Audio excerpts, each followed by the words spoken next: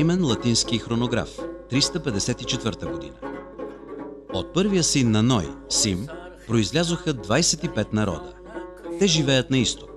Имената на синовете на Сим са Елам, от който са еламитите, Асир, от който са асирийците, Арфаксат, от който са халдеите, Халмодат, от който са индиите, Сала, от който са бактрийците, Арам, от който са арабите, Мамсвир, от който са армените или амените, Евилат, от който са химнософистите, Зиези, от който са българите.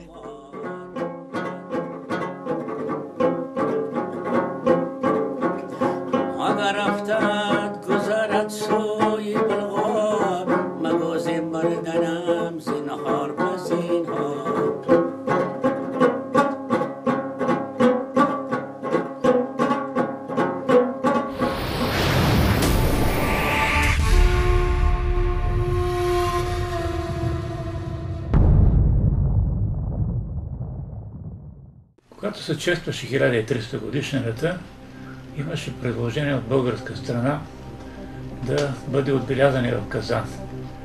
Но от съветска страна не приех.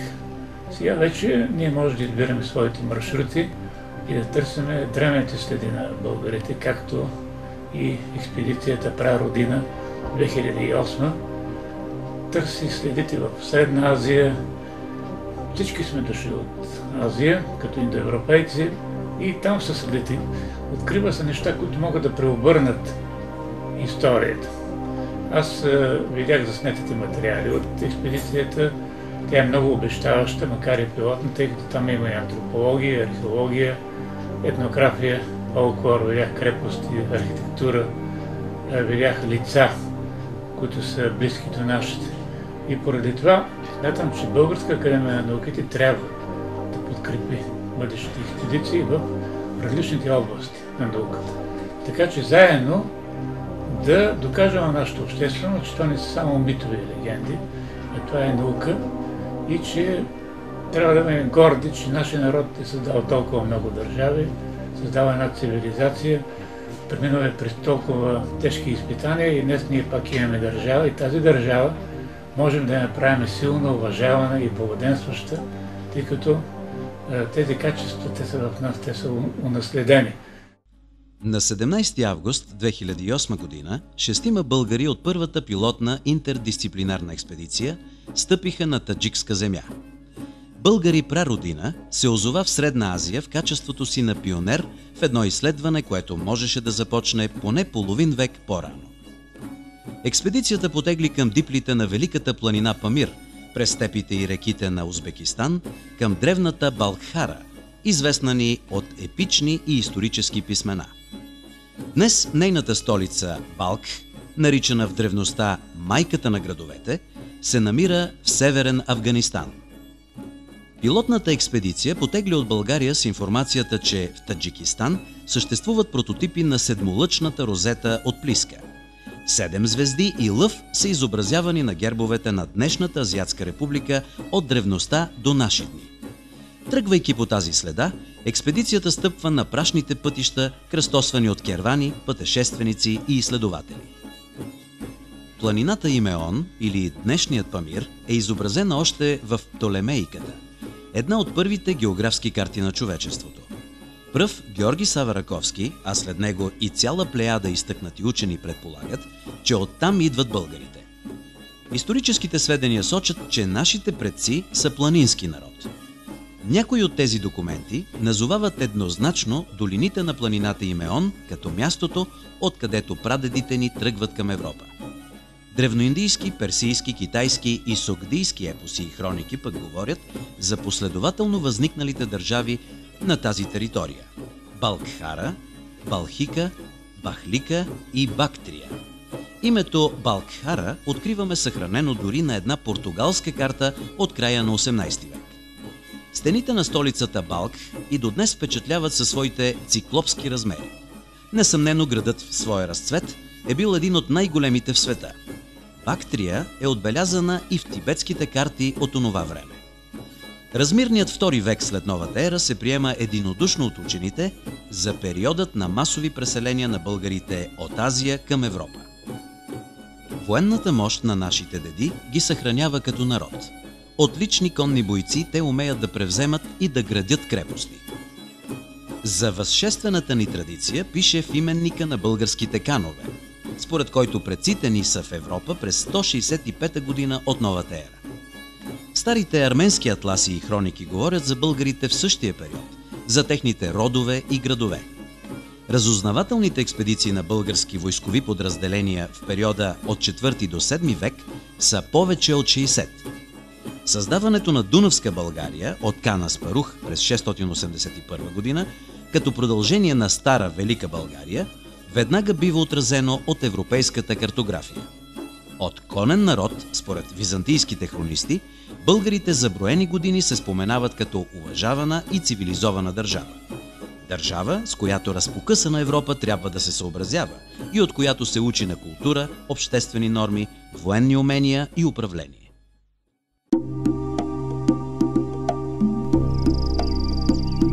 Експедицията прави оценка на географските дадености на изследвания регион. Голяма част от териториите са полупланински или планински. Памир е третата по височина планина в света, с няколко върха над 7000 метра. Селата са разположени главно по долините на реките от незапомнени времена. Хората тук имат уседнало стопанство от периода на ранния неолит. Градовете се обособяват като търговски и култови центрове още преди 5000-летия. В началото на 20 век Таджикистан и Узбекистан стават част от Съветската федерация. Все още на много места стоят непокътнати паметниците от онова време, редом с ликове на държавници от древността и средновековието. Пейзажите се менят буквално след всеки завой. Златни равнини, реки, гигантски планини, море от хълмове, кристални езера и необятно копринено небе. Животинският свят е типичен за планинските ареали в умерения пояс. При своите преселения народите винаги са търсили сходен ландшафт, климатични и природни дадености.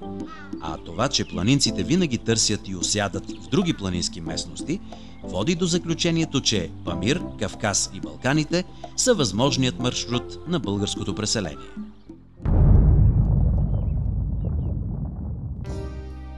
Експедицията започва своето изследване с набиране на информация. Националното знаме, веещо се над Академията на науките на Република Таджикистан, е с цветовете на българското, но в друг вариант. Срещата с колегите от Академията е председателствана от академик Рахим Масов, директор на Института по история, археология и етнография. Присъстват водещите учени и сътрудници на института. Я признаю всеобщие истории, как истории народов, мира, цивилизации. Есть и национальные истории, но чисто национальные истории не бывает. Вот таджики, например, у нас наша история связана со всеми народами Средней Азии. Например, наши сотрудники говорили, что есть в Таджикистане некоторые слова связаны с Болгарией. Например, таджики называют Каушиборовой, брат, Бородар, мама. Таджики говорят мама, особенно на фамилии полные таджики, мама говорят. С этой точки зрения мы тоже близки с болгарами. Наши татары говорят, мы раньше были булгарами. Чингисхан нас испортил.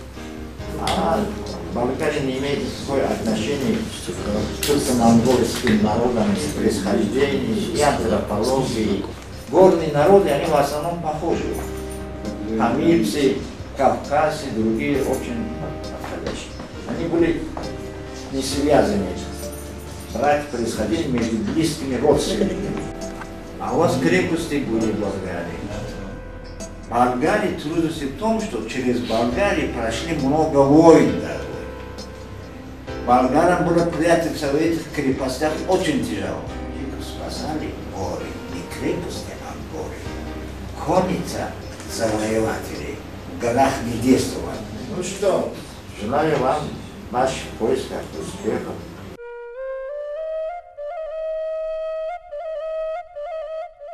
Археологическият материал от древните култури на територията на Централна Азия е огромен. Експедицията се запознава с част от него чрез музейните сбирки. В бъдещите етапи е набелязано участието и на археолог. Антропологичният тип на хората преди тюркските нашествия от края на 5 век след новата ера е изцяло индоевропеиден. Освен погребалния инвентар от различни епохи и съвременните погребения, особено интересни са оръжията от времето на първите български преселения.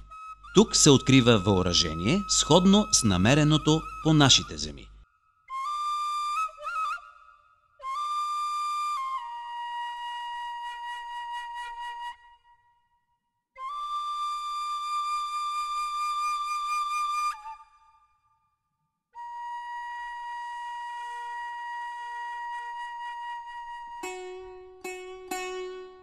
Предполагаеми олтари на огъня има около първата българска столица на Балканите – Плиска. В Таджикистан такива олтари има не само в музеите. Част от жителите на Припамирието и до днес са огнепоклонници. Техните светилища неминуемо влизат в полезрението на експедицията, независимо от кратките срокове на пилотното изследване. Елинистичните храмови орнаменти влизат в синтез с зороастрийските и будистките традиции и създават една сложна и многолика култура.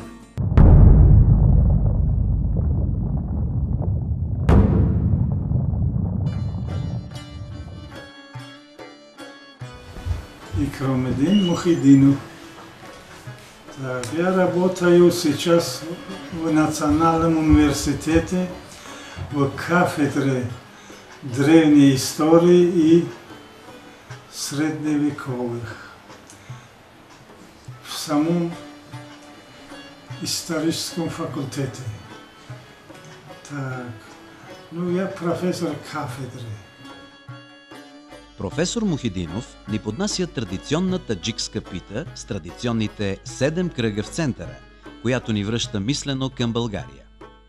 Разговаряме с него за иранските мотиви в изкуството и архитектурата на българите, от Кавказ до Дунавска България. Вот это правильно.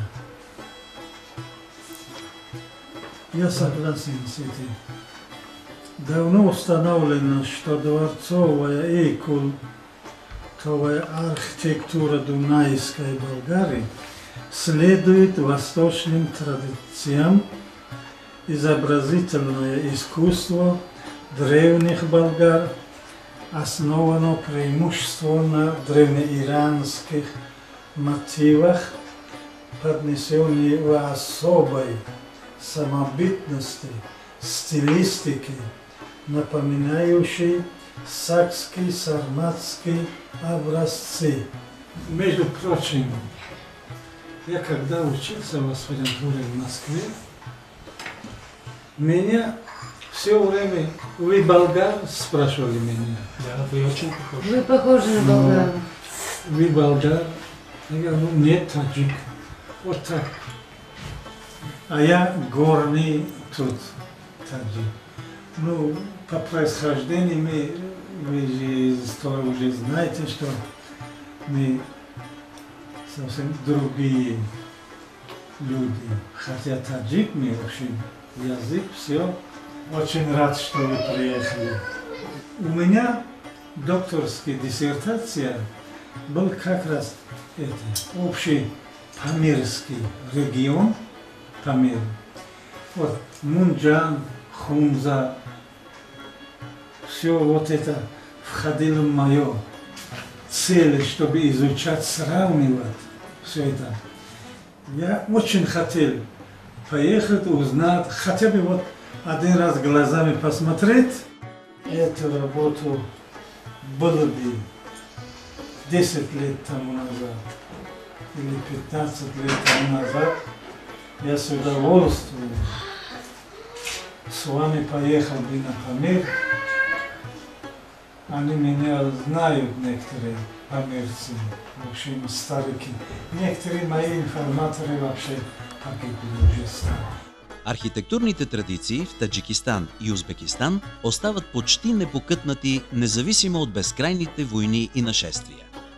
Смяната на вярванията и религиите се отразява главно в орнаментиката и символиката. Експедицията сравнява материала от възстановките на столицата Плиска с прочутите арки и колонади в централно-азиатската архитектура. За разлика от българските градежи, тук материалите са смесени. По правило каменни са само основите на сградите, а нагоре се продължава с кирпич. Това е най-евтината и достъпна суровина в региона. Такъв е бил камъкът за българите.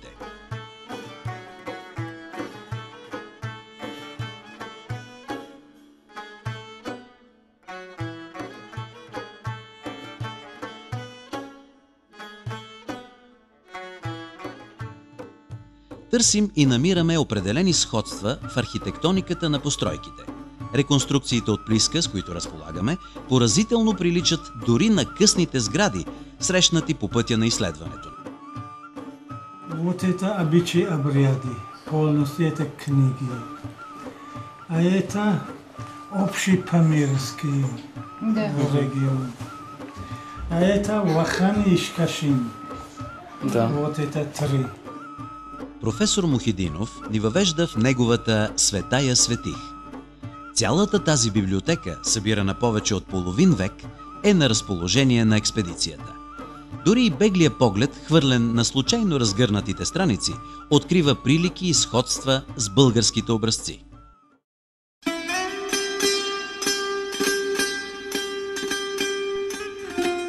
От планината Имеон, сочена от някои хроники за майчина земя на българите, тръгваме по описания в старите документи път. А по пътя откриваме имена, с които и днес назоваваме места в родината. Освен Балк, откъдето вероятно произлиза етническото ни самоназвание, отбелязваме крепостите Шуман до Душанбе, Варно и конникът Модар в северен Афганистан, планините Голям и Малък Балкан и градът Варна в Прикаспието и множеството български етноними около Кавказ. За жалост, почти 90 на 100 от посетените обекти днес са просто руини. Преоравана многократно от безчет войни, територията на Централна Азия вече е обект главно за археологията и реставраторите. Строежът на защитни укрепления и крепости, като особена част от архитектурата, е един от възможните ключове към въпроса за прародината на българите.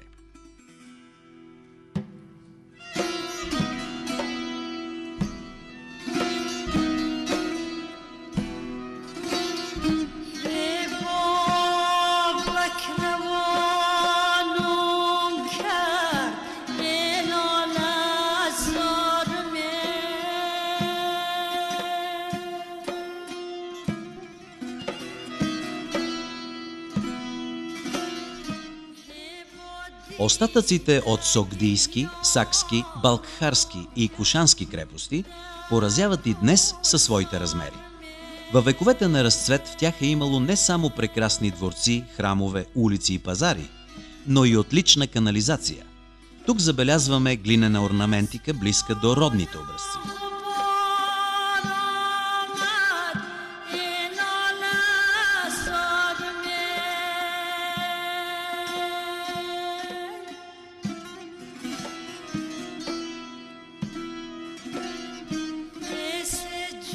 Особено внимание за експедицията представлява фризът от полуразрушени 7 лъчни розети, украсяващи една от крепостните стени.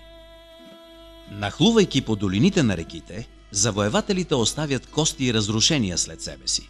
По-цивилизованите от тях изграждали свои цитадели и храмове, докато не идвали новите силни на деня.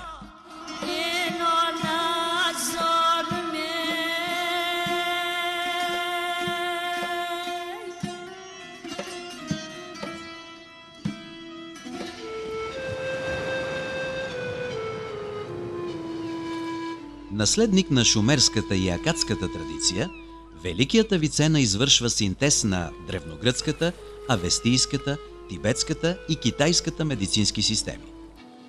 Особен интерес за експедицията е едно неизменно повтарящо се трилистно или трипъпково растение, известно ни от шумерската древност и срещано в първите български изображения.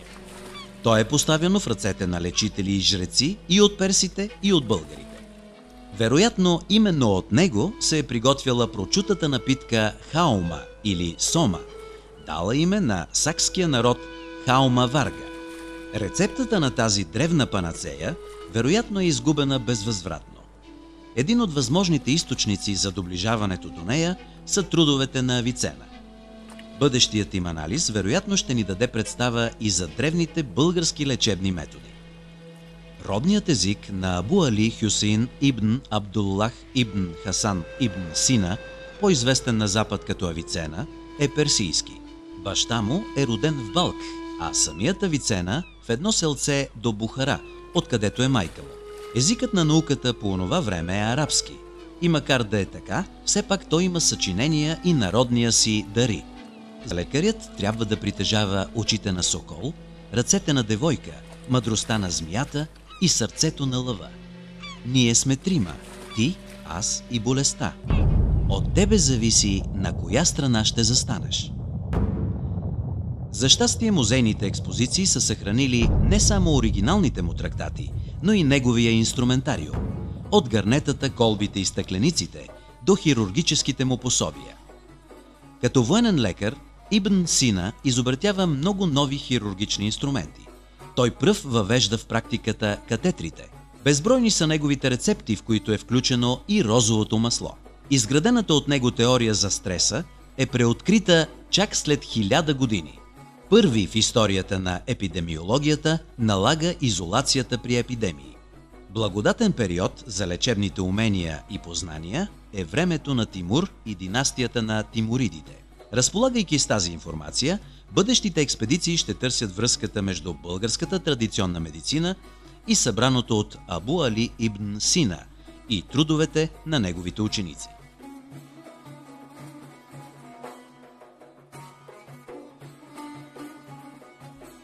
Експедицията е поканена в дома на професор Низам Нурджанов, етнокултуролог и музиковед от Академията на науките на Таджикистан. Ученых занимается отдельными, но кому-то надо обобщать. У нас никто не занимался этим делом. Никто абсолютно. Я начал с азов, с нуля. Я сам по всем, где-то живу таджики, у нас в Узбекистане я ездил. Я искал, вот, и где-то находил, где-то нет. Но постепенно набралось большой материал, огромный материал. И вот я теперь уже, как ученый, я обобщил. Все это систематизировал, собрал в один котел, все. Эта работа, она очень обобщающая. Вы знаете свое искусство, так, болгарское? Тут же находите какие-то параллели. Конечно. Может быть, найдете параллель, потому что все уже есть там. И паралелите, за които говори професор Нурджанов, веднага се набиват на очи. Тамбур е болхори или българска тамбура.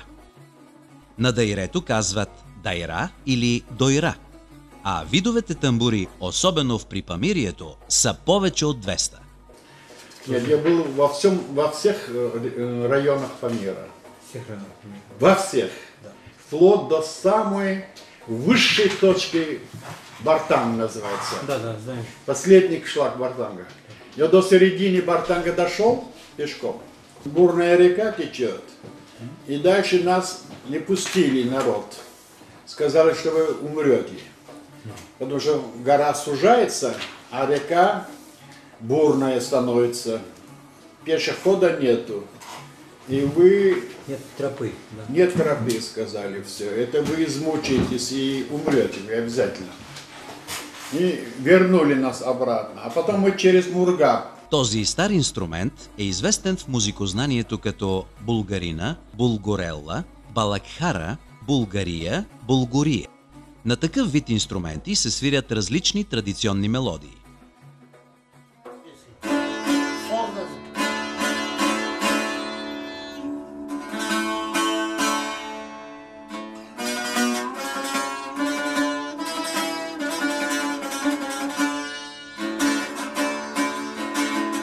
В театральных народных представлениях за зрителями очень тесный контакт. Просто вовлекает зрителя, чтобы он был действующим лицом. Действие переносится среди зрителя, вовлекает зрителя, неожиданно приходит к нему, обращается И он стесняется, а его вовлекают все. Вот. Из него делают героя, как будто он царь. Почему ты не разрешаешь нашей девушке то? Он врасплох. Вот. На миг, и он становится царем, этот зритель, все. Закупените от професора и от академичните книжарници трудове са изключително важни. В техните страници ще търсим доказателствен материал за намерените прилики и съответствия в обредните игри и музикалната традиция на българите и тези на таджиките. У нас собрали по померу материал, вот здесь 2 тома, еще будет 3-4 тома будет. И тем самым мы почти всю картину осветим. Все это.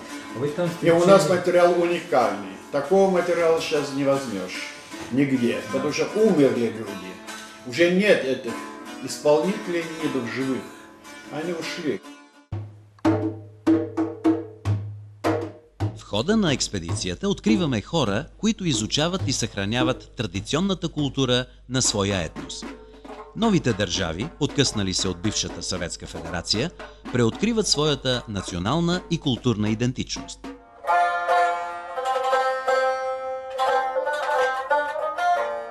Вот какое движение. Смотрите, вот одно, вот это мужчина танцует паром. Смотрите, какое движение красивое. О, Боже мой, что же мне делать? Видите, выражает как. Это же народ делает такие движения. Какое красивое движение. А эта женщина, это тоже... Это тоже, да, похоронено. Да.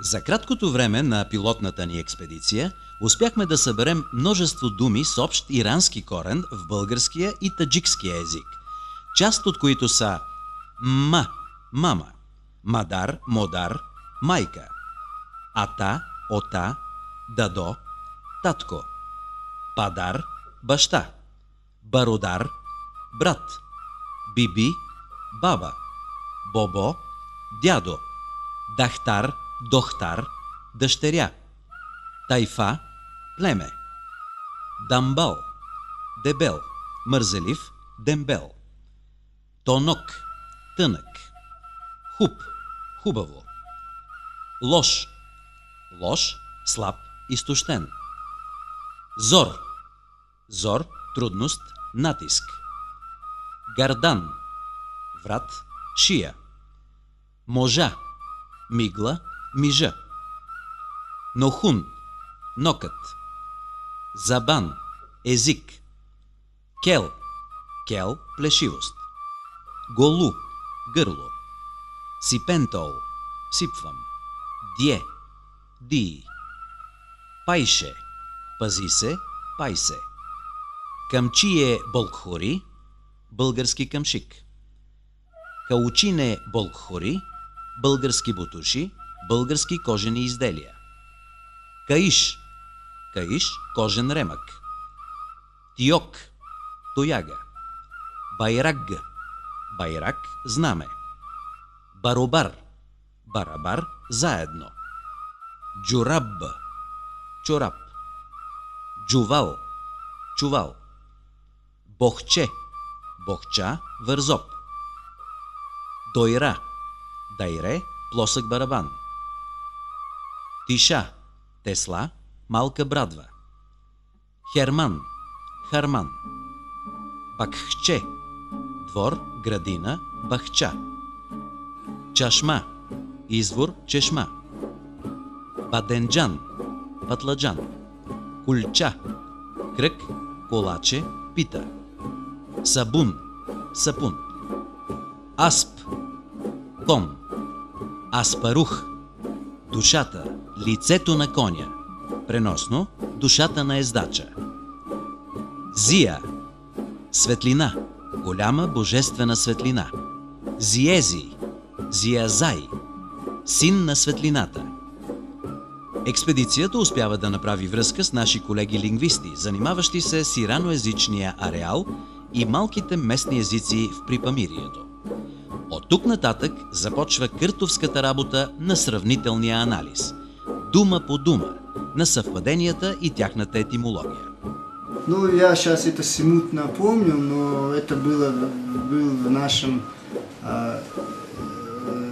когда-то то ли в 5, то ли в 6 классе, в книге для чтения, в разделе фольклора. Ну, это было такое, что песенка про чужестранца, гриби.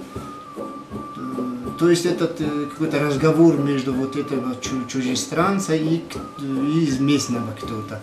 Бадугов там Рудар Аскуджуи, Бигов то Мангариба Шари Булгор.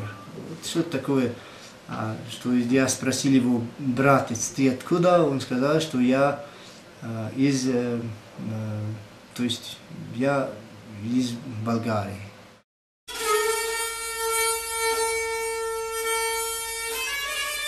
Джураби – это носки. А вот памирские джураби, вот во всей Центральной Азии, даже если из-за границы приезжают, берут с собой в качестве подарка памирские джураби, потому что они очень красиво шьют и да, с элементами вот древних знаков, да, вот арийских знаков. Абдулла Гафуров, кандидат исторических наук. Я заведую отделом современной истории Таджикистана, история, археология, этнография, Академия наук Республики Таджикистан. Я уроженец Зиравшанской долины, верховья Зиравшана, то есть вот той реки, которая берет начало вот в наших горных районах и доходит до вот, знаменитых культурных центров Центральной Азии, Самарканда и Бухари.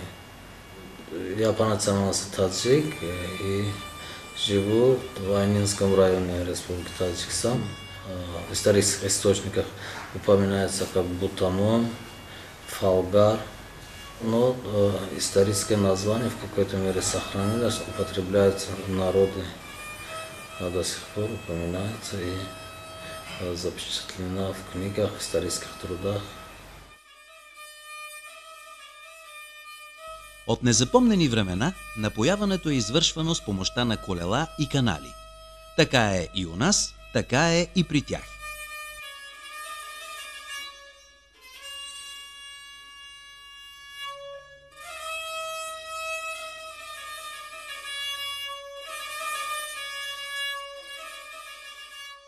Съобщенията на българските и византийските хронисти за цветуща и плодородна земя се покриват напълно с миналото и настоящето на днешен Таджикистан.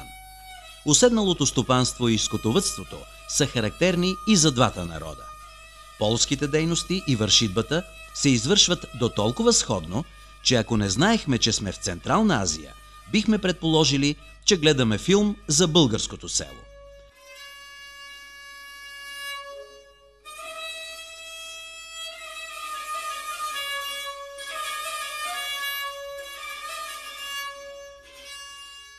Експедицията ни буквално е засипана от сходства и прилики в поминъка на таджики и българи.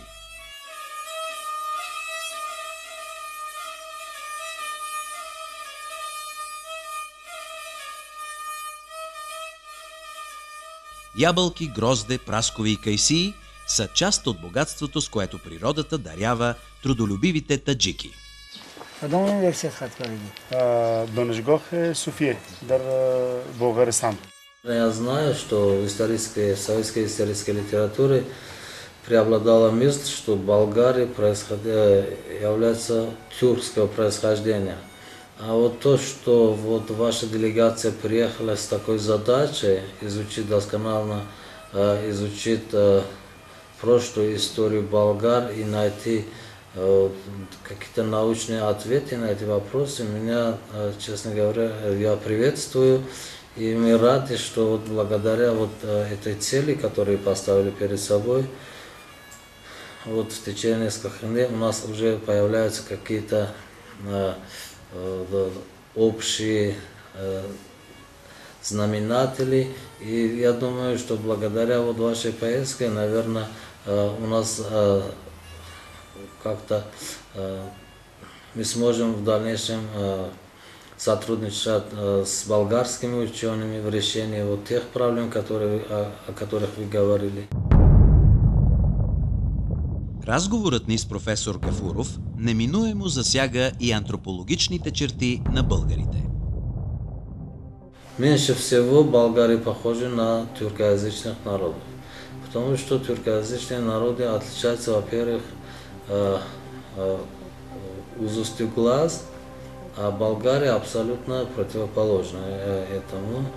И, во-вторых, вот черты лица болгар больше похожи на ираноязычных народов, нежели на тюркоязычных. Например, вид похожи на горных таджиков и таджики, которые живут в Зеравшанской долине и на Памире и в других горных районах Таджикистана. Потому что все-таки таджики долины немножко отличаются от таджики, которые живут в горных местностях, поскольку в долине все-таки в течение многих веков территория Центральной Азии была объектом нападения, завоевания различных тюрко-монгольских народов, и это не могло не оказать свое влияние на даже вот черты лица, поскольку происходило смещение, ассимиляция с другими народами долинных таджиков. А вот в горных местностях, благодаря недоступности, таджики, скорее всего, сохранили свою первоначальную черту, поэтому в горных местностях больше сохранилось все это. И вот те, кто приехали сюда, в большинстве похожи на горных таджиков.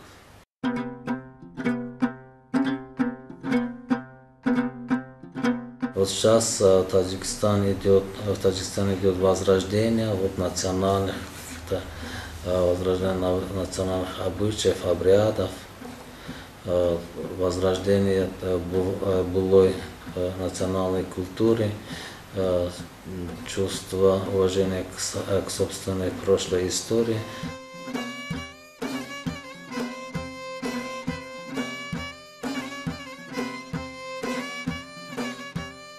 Свастиката е може би най-безспорният арийски символ.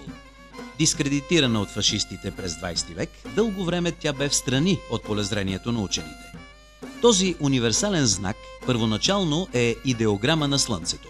За индийците той е символ на Шива.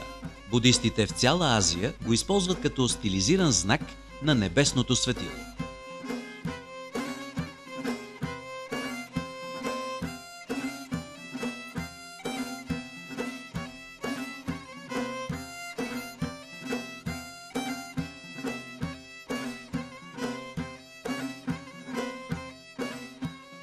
Свастики откриваме дори и в най-високите села в Памир.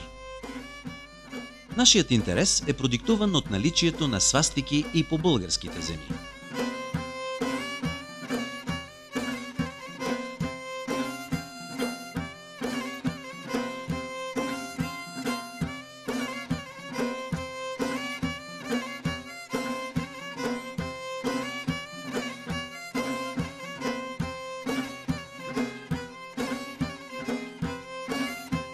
Запазените артефакти от ранното средновековие са свидетелство не само за делниците и празниците на управляващите, но и за безкрайните битки и опити за отстояване на територии. Майсторски и битови образци на майоликата и керамиката са зафиксирани от нашия екип. Тепърва колегите ни ще сравняват заснетите музейни експонати с българския археологически материал.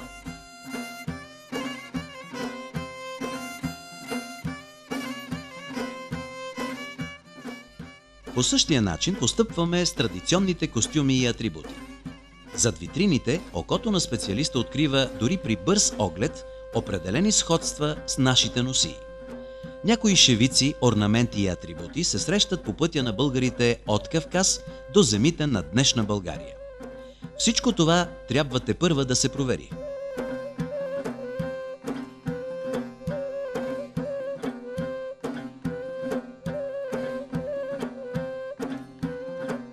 В Впечатлява ни не само сходството на монетите и плитките в традиционния костюм, но и наличието на няколко характерни атрибути, напълно идентични в Централно-азиатския регион и при българите.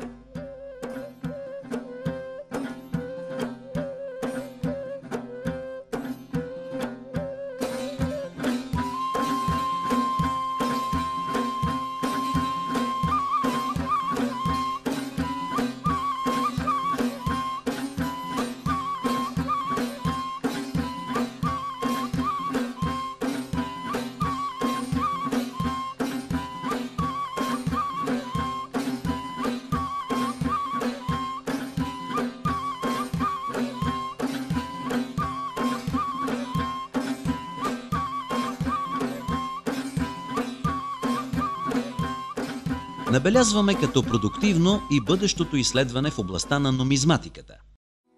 Вероятно е трудно да се открият паралели между средновековната ни калиграфия и персийските стилове за оформление на книгата.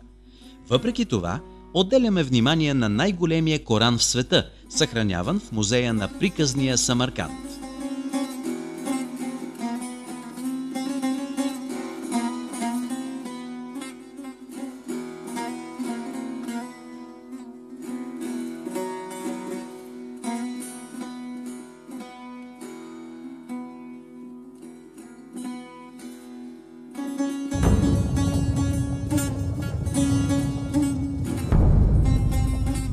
Първите сведения за държавата Балхара получаваме от древните персийски и индийски източници – хроники, епически поеми и богослужебна литература. По време на Ахеменидската империя тази земя е наричана Бактрия.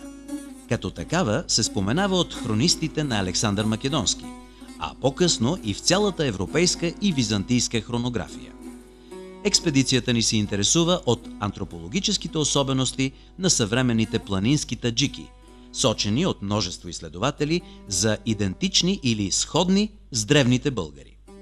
Разполагаме с данни от преселенията на нашите предци в Кавказ, Приднестровието, Северното Причерноморие, територията на Волжка България, средновековна Панония, Северна Италия и дори част от Бавария.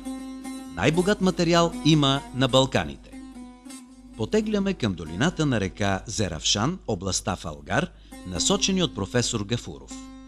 Ибн Хордотбех твърди, че през 3 век след новата ера, във владенията на първия сасанитски владетел Ардашир I Папак, владението Българ, произнасяно днес като Фалгар, се управлява от Борджан Шах, т.е. от български владетел.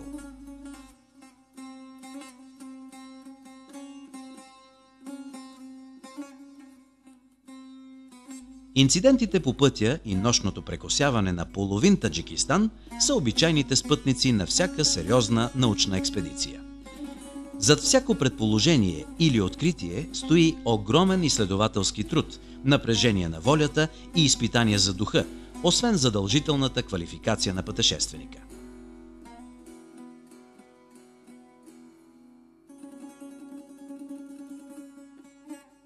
Утрото ни посреща с вкусни мекици в предградията на окръжния център Айни. Търсейки началото, дори и на хляба, ние се отбиваме в местната мелница. Експедицията преминава през селцата Лангар, Санистан и Зосун. Най-сетне достигаме до Томин, където успяваме да се срещнем и разговаряме с представители на всички възрасти, от децата до старците. За никого от нас не остана съмнение, че хората тук като цяло са запазили своите ирански антропологически черти. Сходството с българските лица е очебийно. Много рядко се срещат метисни антропологически типове. Явно, че тук, в диплите на високата планина, метисизацията е рядко явление. Хората знаят за България и ни дават на драго сърце информация за думи, фрази, песни и легенди, свързани с българите. По-голямата част от тях касаят Волжка България, поради оживените икономически връзки на държавите от Централна Азия с част от нашите събратя.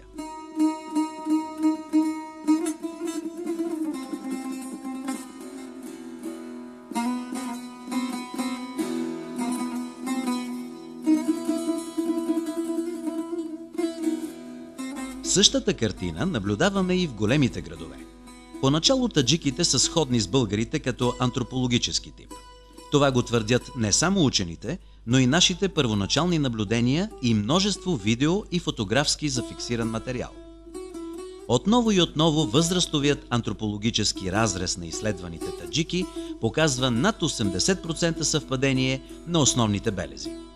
Вторичната монголоидност на част от гражданите на днешен Таджикистан и особено Узбекистан е лесно обяснима. Тюрко-монголските завоевания са оставили траен отпечатък в етногенезиса на съвременните хора.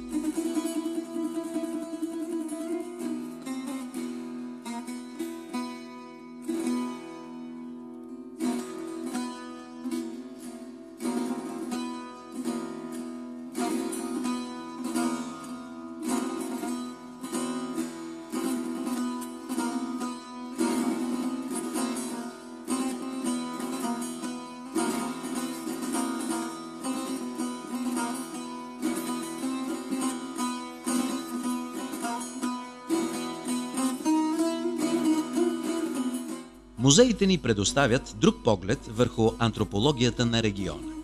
Погребалният ритуал и инвентар многократно е променян през вековете. Известната ембрионална поза в най-ранните находки свидетелства за вярата в прераждането, позната ни от арийските народи, продуктивна в много религиозни учения от изследвания ареал. Зороастрийските урни и небесни погребения са предоставяли на лешоядите да освободят душата от плата на мъртвите. Особено важни за нас са находките от началото на новото летоброене, където откриваме черепи с еднолентова и двулентова деформация, задължителна за управляващите кръгове на древните българи. Трупополагането, характерно за българските погребения, се запазва и при по-късните култури на завоевателите – тюрки, монголи и като цяло за света на исляма.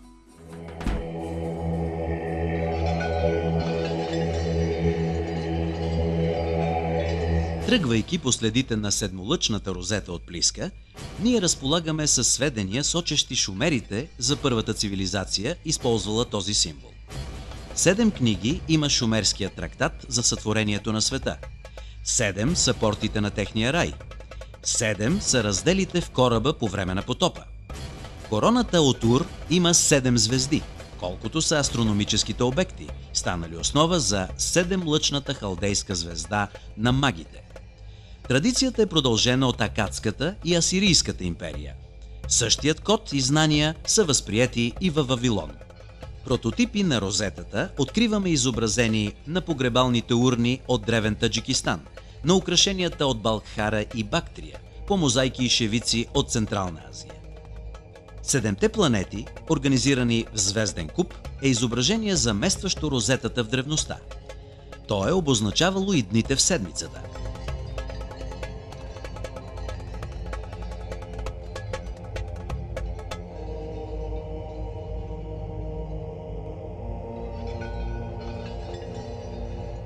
Седем кръга са изобразени на питата за гости. Седмолъчна е звездата на култовите сгради в региона. Тази традиция дава плод и в средновековна Европа. Звездата на алхимиците е всъщност звездата на магите, обогатена от новите знания на човечеството. 7 са човешките енергийни центрове, наречени чакри от индийците. Не случайно думата чекрък означава именно колело. 7 са небесата в българските фолклорни представи. Сравнени с розетата от Плиска и част от орнаментиката на българските плъстени килими, тези изображения говорят за един произход.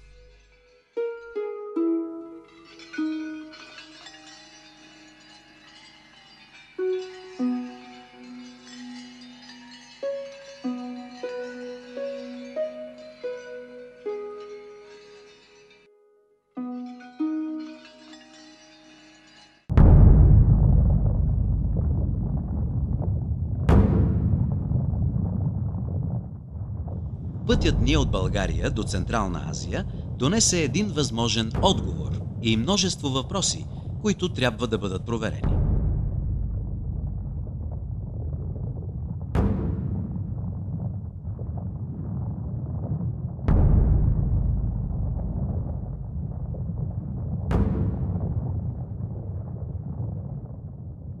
Следващата стъпка на експедицията ще бъде да прекосим древната река Вахш, наричана днес по нейното протежение Вахандаря, Пянч и Амударя. Отвъд нея е древна Балкхара.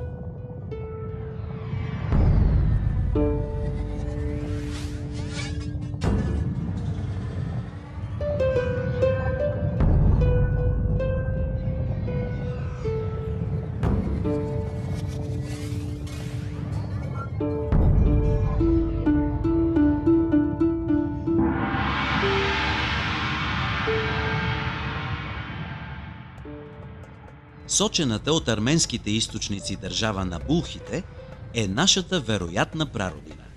Може би от нея тръгва държавническото мислене на българите, тяхното уседнало стопанство и цивилизаторската им роля на Балканите.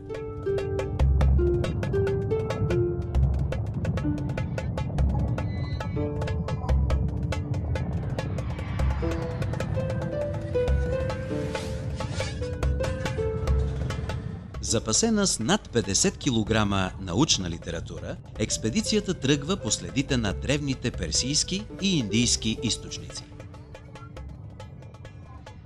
Те ни водят към страниците на епоса Махабхарата, където над 200 000 пъти е споменавано името на балхите, като съюзници на ариите във войната им срещу дравидите от Индия.